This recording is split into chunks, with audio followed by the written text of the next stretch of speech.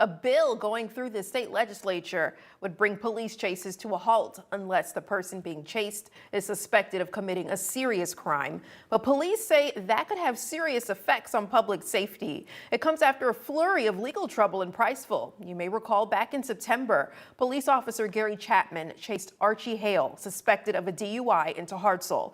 He crashed at over 100 miles an hour into a car full of teenagers, killing Tristan Hollis and injuring several others. Fox 54's Caleb Aguayo shows us how that's propelling the proposed legislation.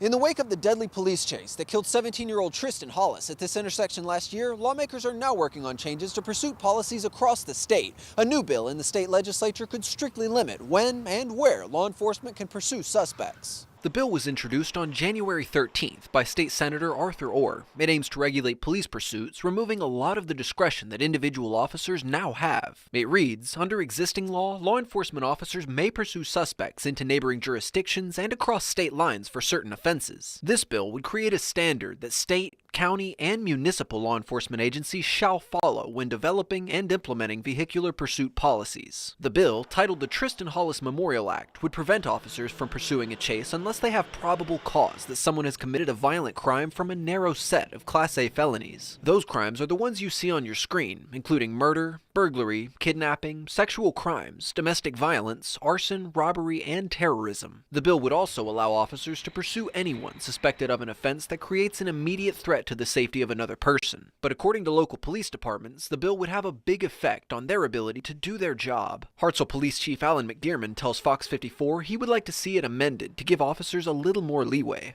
If an officer gets behind a vehicle and they try to stop the vehicle and the vehicle doesn't stop within a quarter of a mile or a half a mile, or where do we reach an actual pursuit? At a mile, mile and a half, two, So I think it's very restrictive the way it's worded, and I would like to see it changed a little bit. The bill is now in the hands of the Senate Judiciary Committee for any revisions. If the state legislature passes it, it'll go into effect on October 1st. In Hartselle, I'm Caleb Aguayo, Fox 54 News. The goal of the legislation is to keep officers from crossing into other jurisdictions, as well as to prevent unnecessary pursuits that end in tragedy, like in the case of Tristan Hollis. You can read more about the bill on fox54.com.